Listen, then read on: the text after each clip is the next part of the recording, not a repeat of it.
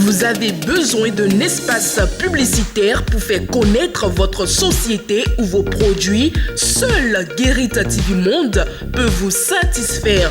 Pour tout renseignement, contactez le 00229 91 19 10 10. Guérit TV Monde, le leader des web TV.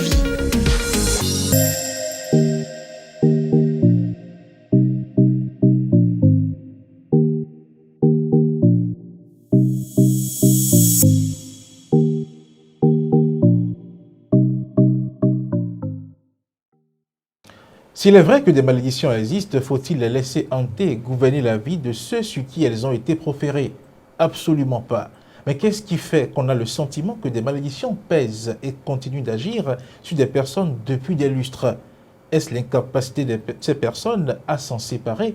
Finalement, est-il vraiment possible de mettre fin à une malédiction? On en parle ce soir dans cette émission avec notre invité habituel, Koulouss Edgar Adoglo. Koulouss Edgar Adoglo, bonsoir. Bonsoir Charles. Nous sommes encore là. Toujours comme d'habitude.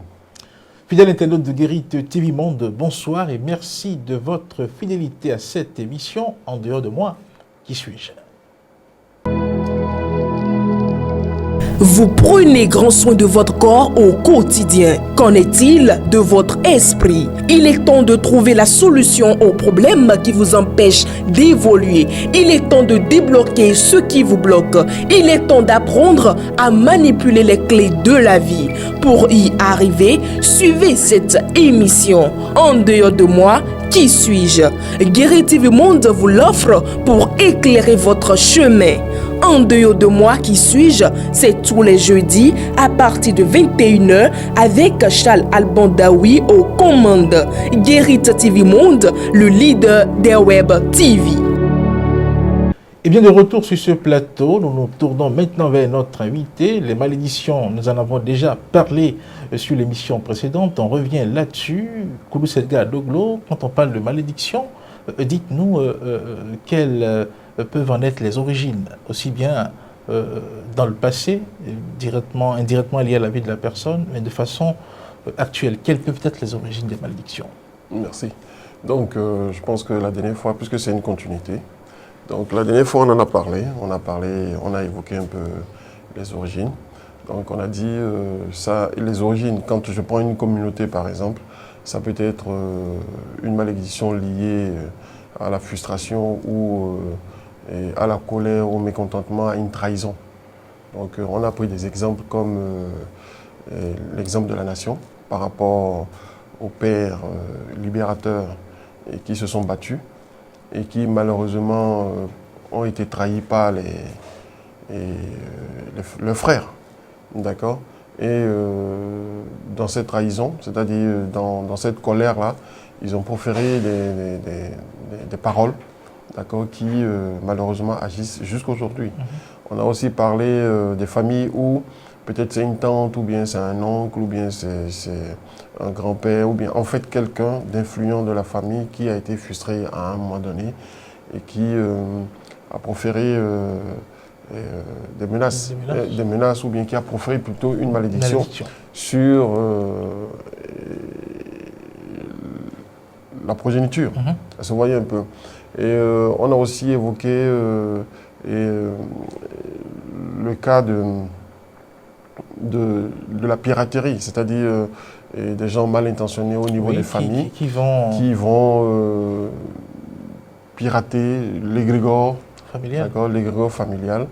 Je prends un exemple, par exemple des tantes qui n'ont pas bonne conscience, d'accord, et qui se lèvent et qui vont montrer leur nudité, par exemple, au Huedo, c'est-à-dire au gardien de la maison, c'est-à-dire le panthéon, en fait,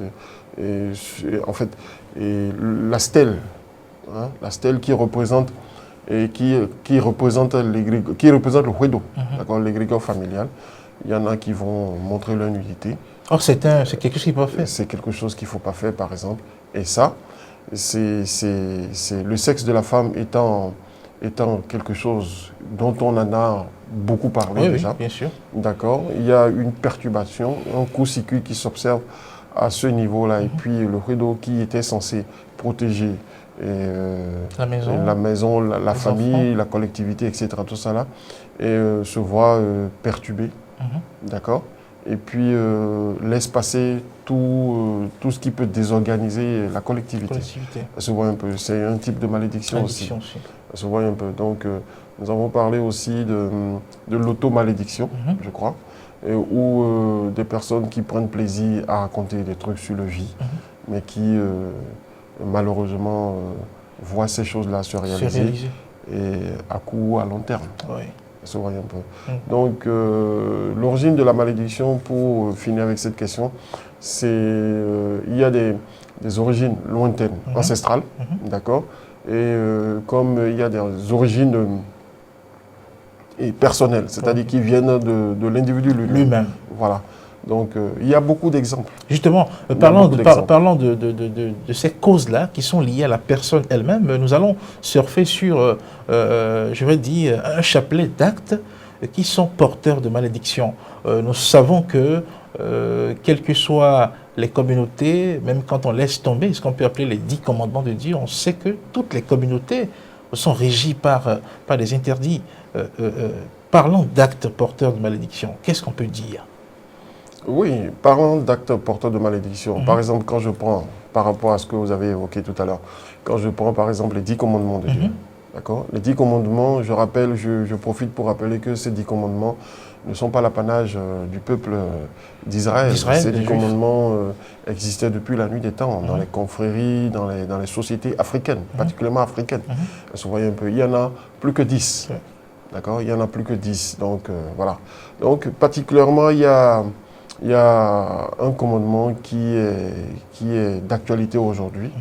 Et je crois que ça doit être... Bon, je vais pas m'éterniser à chercher dans ma tête le numéro du commandement. C'est « Honore ton père et ta mère. Pour que tes jours sur terre soient longs et fructueux. Vous voyez un peu. Donc, honore ton père et ta mère, c'est vrai. Et que ce commandement-là est à prendre dans deux sens. Oui. D'accord? En fait, même pas seulement dans deux sens, dans plusieurs sens. Vous voyez un peu. Donc, il y a le premier sens, c'est le sens physique. D'accord? Le sens physique qui fait référence à la mère physique et au père physique. Vous voyez un peu, la mère physique et au père physique. D'accord? Donc, c'est un devoir, c'est une... Et c'est capital, c'est la responsabilité de la progéniture de respecter les aînés. Vous voyez un peu, de respecter les aînés. Pourquoi il faut respecter les aînés? D'accord? Je dois respecter mon père, je dois l'honorer, d'accord? Et pratiquement le vénérer. Parce que s'il y a une représentation de Dieu sur terre, ce sont les deux. Parce que ce sont les deux énergies qui composent, c'est-à-dire qui sont l'émanation, d'accord, du principe divin, qui m'ont créé. C'est-à-dire qui se sont jumelés pour créer le principe divin que je suis. Oui. Vous voyez un peu? C'est ça. Donc, dans cette création, dans ce processus de création, il y a les deux énergies qui se sont mises ensemble. Et ces deux énergies constituent un socle, la base sur laquelle je repose. Ça veut dire que quoi? Toute dichotomie engendrée avec l'un d'entre eux, d'accord? Cette dichotomie, excusez-moi le terme, pardon, cette dichotomie-là se projette directement à l'intérieur de moi, c'est-à-dire au niveau de mon énergie. D'accord? Ça veut dire que quoi? Ça veut dire que si je vis une dichotomie avec ma mère, ou bien si je vis une dichotomie avec mon père, je vis une dichotomie avec moi-même. Ça veut dire que je suis en déséquilibre avec moi-même. Vous voyez un peu ce que c'est en train de... Donc, ça veut dire que quoi? Ça veut dire, si je rentre en conflit, ou bien je frappe mon père, j'insulte mon père, ou bien je dénigre mon père, ou bien je désavoue mon père, ou bien j'ai honte de mon père ou de ma mère, je ne fais pas du mal à mon père. C'est vrai, je vais les frustrer physiquement, mais en réalité, je m'embrouille moi-même, je suis en déséquilibre moi-même, et ma vie va en pâtir. C'est ça. Pire, si... dans la frustration, dans cette frustration-là, mon père prononce une malédiction, ou bien ma mère prononce une malédiction, là, mon cas est bon, je suis foutu. Oui, c'est tellement d'actualité que nous allons revenir, nous allons consacrer une émission spéciale à ce commandement-là, honore ton père et ta mère. pour l'instant, nous sommes en train d'évoquer les actes qui sont porteurs de malédiction. Il y a ça, le fait de ne pas honorer son père et sa mère. Nous allons passer à autre chose. Autre acte, par exemple, qui pourrait être porteur de malédiction. Nous savons aujourd'hui, vous savez, l'homme, la femme, les sexes, il n'y a plus vraiment de respect d'interdit. Et dans ce genre d'élan, nous voyons des personnes qui convoitent des femmes d'autrui. Est-ce que le fait de convoiter, de chercher une femme que l'on sait sous le toit de quelqu'un d'autre, est un acte de malédiction aussi? Oui, c'est un acte de malédiction, puisque déjà quand on regarde les livres sacrés, et ça a été évoqué dans les livres sacrés, tu ne convoiteras pas la femme d'autrui. Vous voyez un peu, tu ne convoiteras pas la femme d'autrui. Donc ça veut dire, si tu convoites la femme d'autrui, pire encore, si elle est dotée, c'est-à-dire si elle a subi tous les rites de la famille à laquelle elle s'est greffée, la famille du mari, et pas convoitise, et tu détournes cette femme-là, mais tu vas payer. C'est une malédiction. Et ça se sanctionne, c'est pas la sanction suprême qui est la mort. L'individu peut mourir. D'abord souffrir correctement et mourir après. Vous voyez un peu ce que je suis en train de dire. Voilà, donc il y a encore un autre aspect de la chose, c'est, on voit aujourd'hui, tellement les choses se sont dénaturées que on voit des amis qui couchent la même femme. La même femme. Des amis qui couchent la même femme. C'est grave. C'est grave.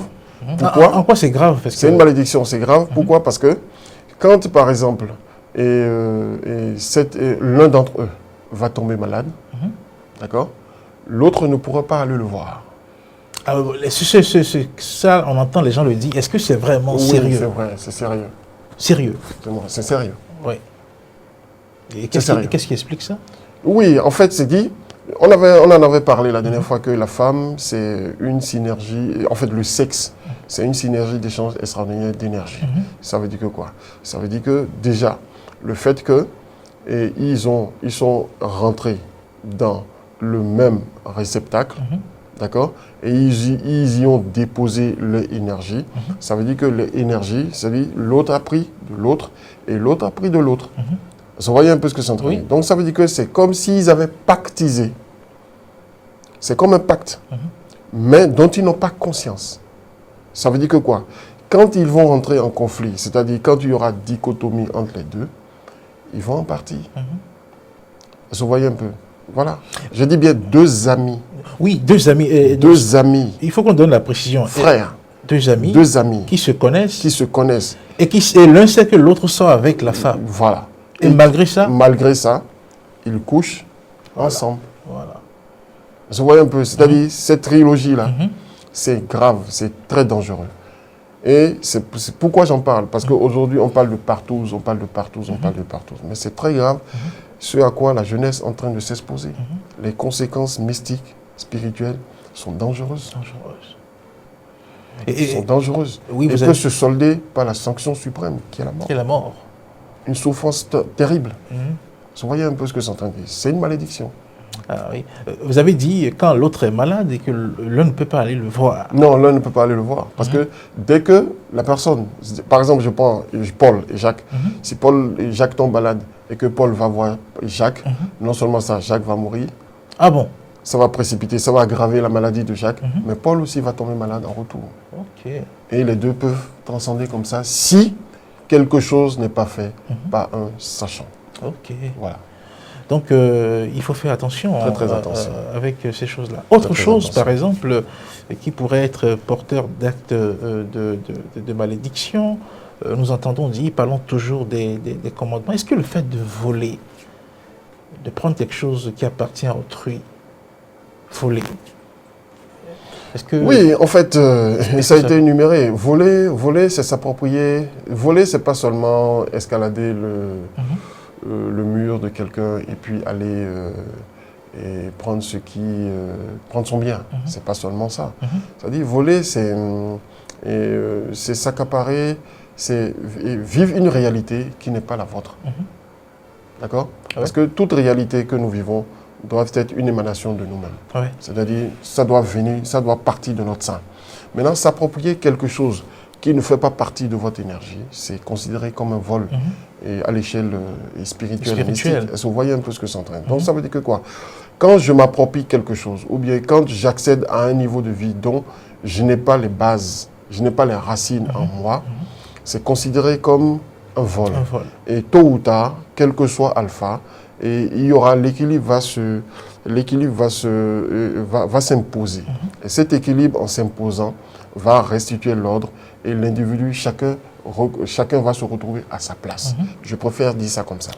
Vous voyez un peu ce que c'est. Donc, quand vous partez prendre le bien d'autrui, quelque chose qui ne vous appartient pas, d'accord?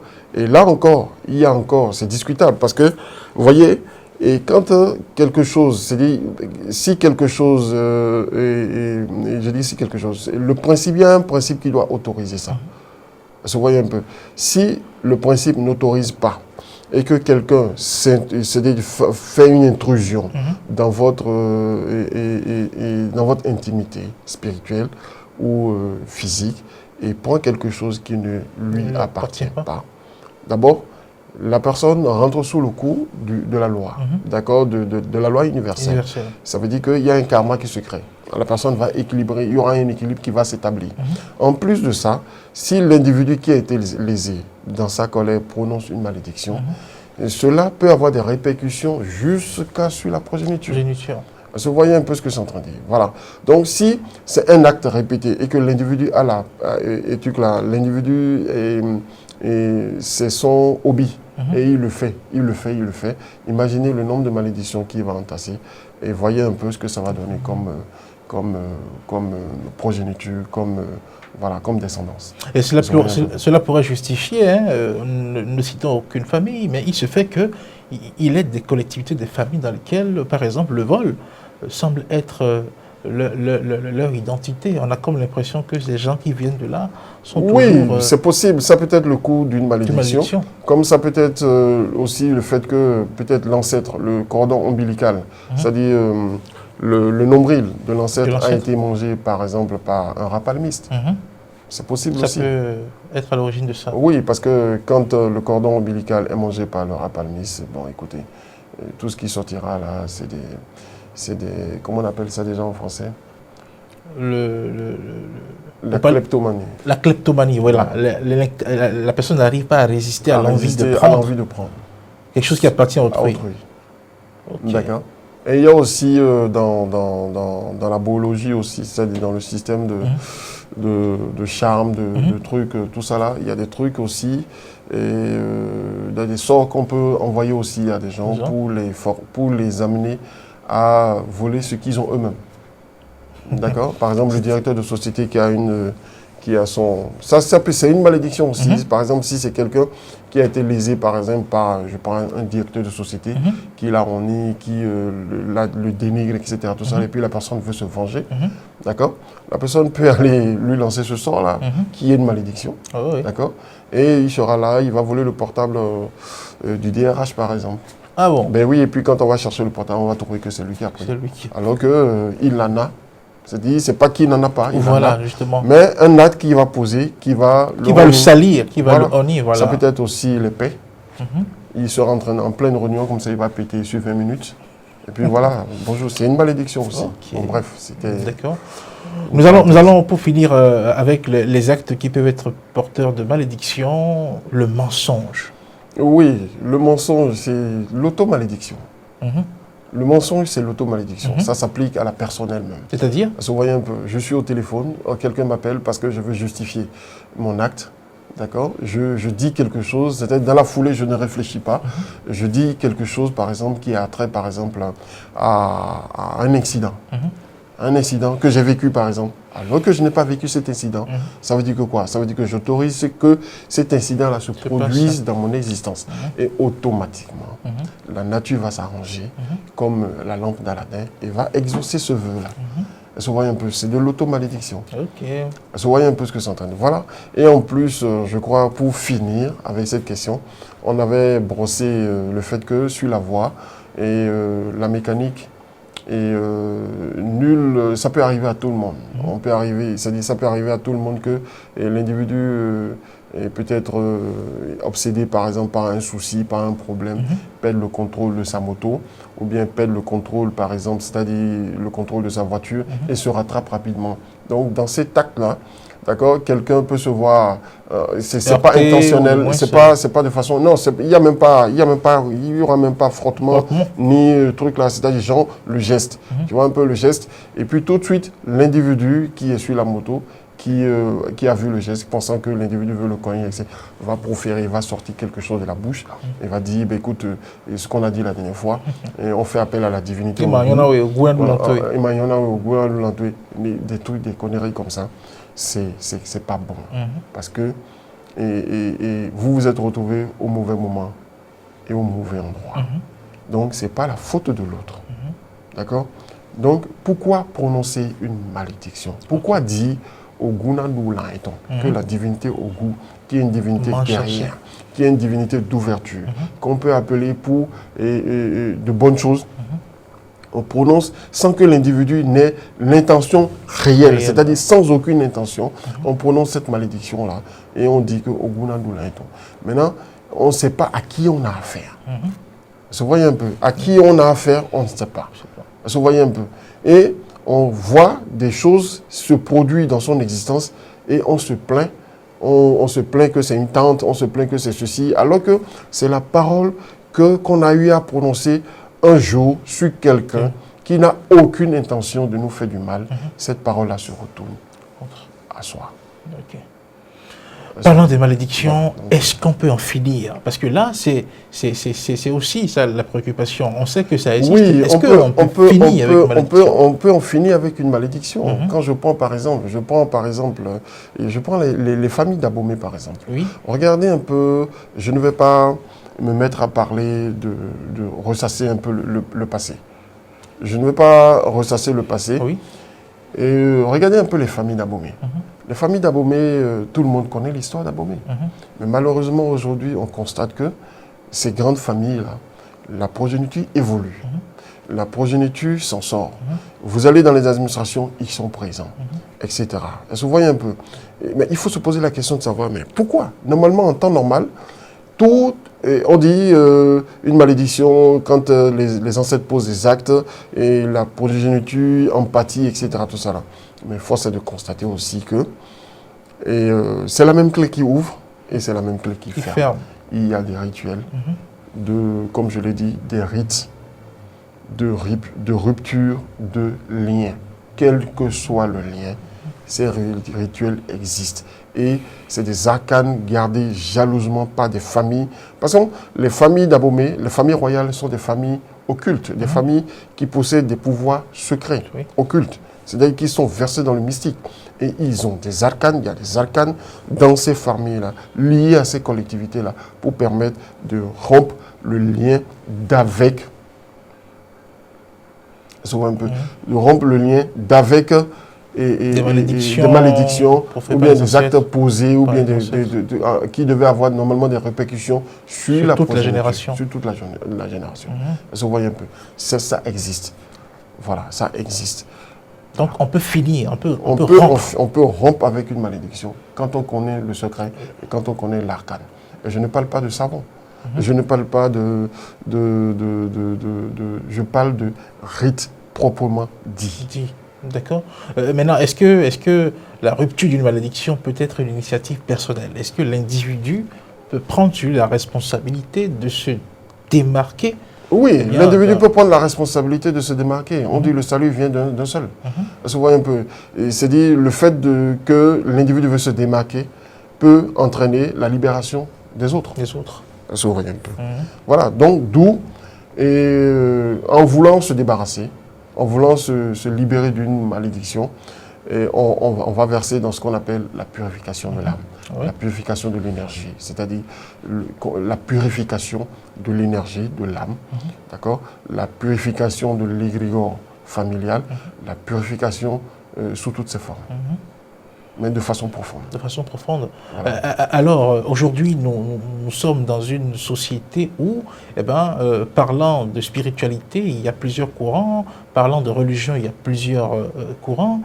Nous avons les chrétiens, nous avons les musulmans, etc. Est-ce que, pour ce qui concerne les malédictions dont nous parlons, par exemple, et qui sont d'ordre collectif, est-ce qu'il est possible que cette énergie-là, que communique, par exemple, la chrétienté ou l'islam, est-ce qu'on peut agir sur des familles à travers ce genre de... Bon, cette question-là nécessite un petit débat. Vous voyez un peu, pour que les gens comprennent ce qu'on appelle libération d'une malédiction. Oui. Vous voyez un peu ce que j'entendais. Voilà. Donc, et ça dépend, tu vois. Quand je prends les courants, que ce soit l'islam, que ce soit les trucs là, qu'on appelle le christianisme, que ce soit le bouddhisme, que ce soit, etc., tout ça là, d'accord. Et ce qui peut venir à bout des malédictions, c'est-à-dire ce qui peut permettre de se libérer d'une malédiction, c'est des techniques issues de ces courants-là qui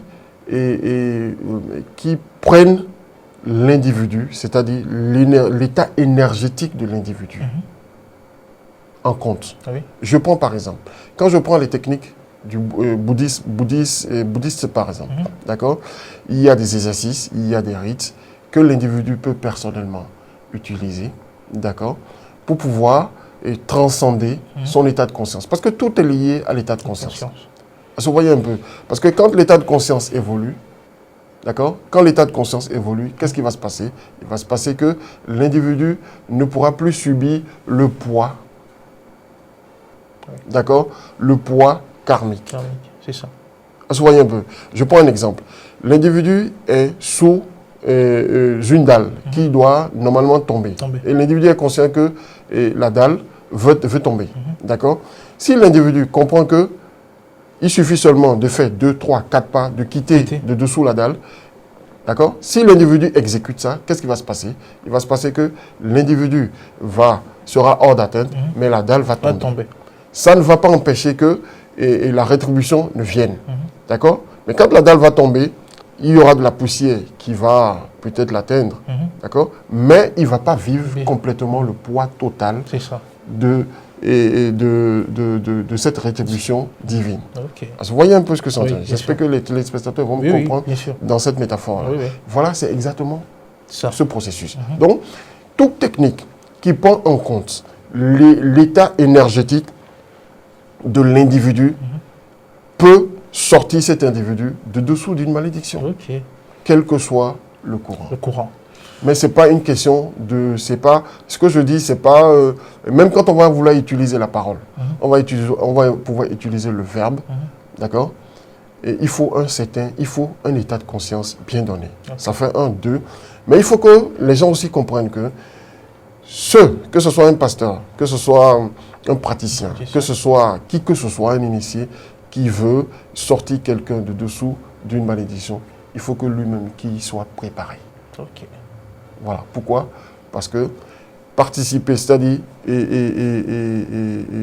vider la poubelle de quelqu'un, c'est aspirer aussi l'odeur. J'ai tout dit déjà. Et ce sera notre mot de fin sur ce sujet-là, les malédictions. Nous en avons parlé sur 2 numéros de cette émission. En dehors de moi, qui suis-je? Vous en avez appris beaucoup, donc sans doute en nous suivant. Merci de votre fidélité. Retenez que oui, des malédictions, ça existe. On peut s'en séparer, on peut faire des ruptures de malédictions, mais à condition de tomber sur des personnes suffisamment préparées pour le faire. Ne vous laissez donc pas traîner, ne vous laissez donc pas emporter par des vendeurs d'illusions qui disent briser des malédictions. À jeudi prochain.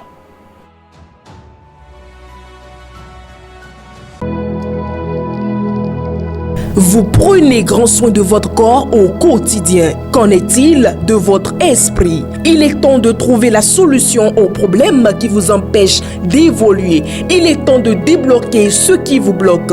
Il est temps d'apprendre à manipuler les clés de la vie. Pour y arriver, suivez cette émission. En dehors de moi, Qui suis-je? Guéri TV Monde vous l'offre pour éclairer votre chemin. En dehors de moi, qui suis-je? C'est tous les jeudis à partir de 21h avec Charles Albandaoui aux commandes. Guéri TV Monde, le leader des web TV.